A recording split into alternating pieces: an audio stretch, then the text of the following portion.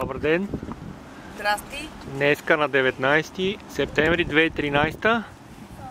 Калянчо, мама Кеми, тати Иви, съсед тази малка кукича въшка. Драпат по баира с много газ и с много зор. Но сме тук и с малко разход, но сме тук вече на половината път почти да изкачиме, т.е. да прекосиме националния парк Great Smoky Mountains в Тенеси.